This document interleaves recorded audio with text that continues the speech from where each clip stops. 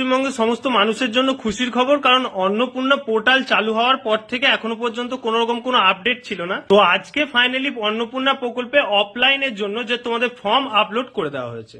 তো প্রথমে সকলকে দেখিয়ে দিই যে ফর্মটা তোমরা ডাউনলোড কিভাবে করবে, এবং তারপর সকলকে দেখিয়ে দেবো ফর্মে তোমাদের কি কি বিস্তারিত চাওয়া হয়েছে, এবং অন্নপূর্ণা প্রকল্পের জন্য সমস্ত তথ্য কিন্তু তোমাদের এই ভিডিওর মাধ্যমে আলোচনা করে দিচ্ছি। প্রথমে তোমরা অফলাইন ফর্ম ডাউনলোড করাটা একবার দেখে নাও।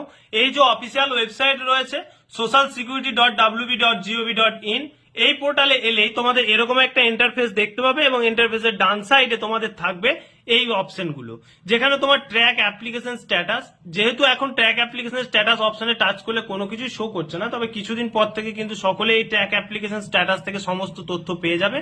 নেক্সট তোমাদের দিয়েছে অন্নপূর্ণা যোজনার ফর্ম, এটা ইংলিশে ডাউনলোড করতে পারো। আবার নিচে দেওয়া হয়েছে ডাউনলোড অন্নপূর্ণা যোজনা ফর্ম বাংলায়, এবং তার সাথে সাথে হিন্দিতেও। তো আমাদের সুবিধার্থে আমরা বাংলাটা ডাউনলোড করে নেবো, তাই এটাই টাচ করলেই কিন্তু আমাদের ডিভাইসে অন্নপূর্ণার ফর্মটা রয়েছে সেই ফর্মটা ডাউনলোড হয়ে যাবে। তো সকলকেই দেখিয়ে দিই অন্নপূর্ণা ফর্মটা কেমন। এখানে প্রথমেই তোমাদের কিন্তু দেওয়া হয়েছে যে অন্নপূর্ণা যোজনার পারিবারিক তথ্য সংগ্রহের ফর্ম। এই ফর্মটা হচ্ছে পরিবারের যে তথ্যগুলো রয়েছে সব তথ্যগুলো উল্লেখ করার জন্যই কিন্তু এই ফর্মটা রেডি করা হয়েছে। তো এবার সকলকে বলি, 13টা পাতা দেখে সকলেই ঘাবড়ে যাচ্ছে যে 13টা পাতা ফর্ম ফিল আপ করা কি সম্ভব, কিন্তু সকলকেই বলবো 13টা পাতার ফর্মে কোন রকম কোনো এমন কোনো জায়গা নেই যে জায়গায় তোমাদের কোনো সমস্যা হতে পারে, কারণ ফর্মটা পুরোটাই বাংলা এবং সাধারণ সাধারণ জিনিস চাওয়া হয়েছে। যাদের যাদের অসুবিধা হচ্ছে অবশ্যই ভিডিওটা দেখে নাও, আমরা ভিডিওতে সমস্ত উল্লেখ করে দিচ্ছি।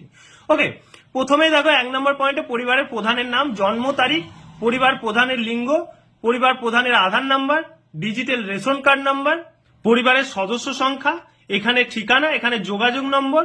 নেক্সট 9 নম্বর পয়েন্ট থেকে তোমাদের পরিবারের যে সদস্যগুলো রয়েছে সেই সদস্যগুলোর নাম ঠিকানা উল্লেখ করতে হবে।